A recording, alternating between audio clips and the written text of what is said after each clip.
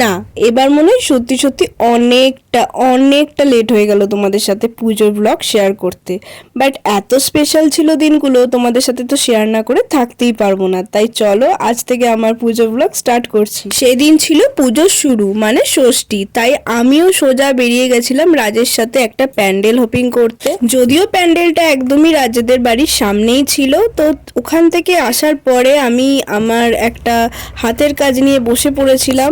আর সেদিনকে আবার আরও স্পেশাল ছিল কারণ বাবার সেদিনকে বার্থডে ছিল, আর আমরা ছোট্টখাট্ট করে বাবার বার্থডেটা সেলিব্রেট করেছিলাম, যেটা আমরা প্রতি বছরই করি। সেদিন সন্ধ্যেটা এভাবে সেলিব্রেশন দিয়ে শুরু হয়েছিল, আর তারপরে আমি আর রাজ মিলে বেরিয়ে গেছিলাম ঠাকুর দেখতে। অ্যান্ড আমাদের পুজো তো এখানেই স্টার্ট হয়েছিল। যদিও এখন আর ছোটবেলার মতো আনন্দ হয় না পুজোতে, বাট তাও মা আসলে কিন্তু এই 4 দিন আমরা কোথায় একটা যেন হারিয়ে যাই। আর এই পুজো আসলে কিন্তু আমাদের ফ্রেন্ডসদের সাথেও দেখা হয়, তাই আমরা সবাই মিলে মানে আমি, রাজ, অনু, অর্পণদা সবাই মিলে চলে গেছিলাম চতুরঙ্গতে, কারণ ফার্স্টে আমরা চতুরঙ্গ থেকেই আমাদের পুজো স্টার্ট করব এটা ঠিক করে রেখেছিলাম। আর আমি সেদিনকে পরেছিলাম জিন্স টপ। আমার এই লুকটা কেমন লাগছে সেটা কিন্তু অবশ্যই কমেন্ট সেকশনে জানাবে। এই যে অনু, অর্পণদা অনেকদিন পরেই আশা করছি তোমরা ব্লগে দেখছো ওদেরকে আমাদের। সো এরপরে আমি আর রাজ মিলে চলে গেছিলাম একটুখানি চাট খেতে।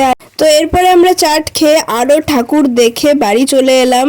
তো আরও ব্লগ নিয়ে খুব তাড়াতাড়ি দেখা হচ্ছে, ততক্ষণের জন্য টাটা, সবাই খুব ভালো থেকো।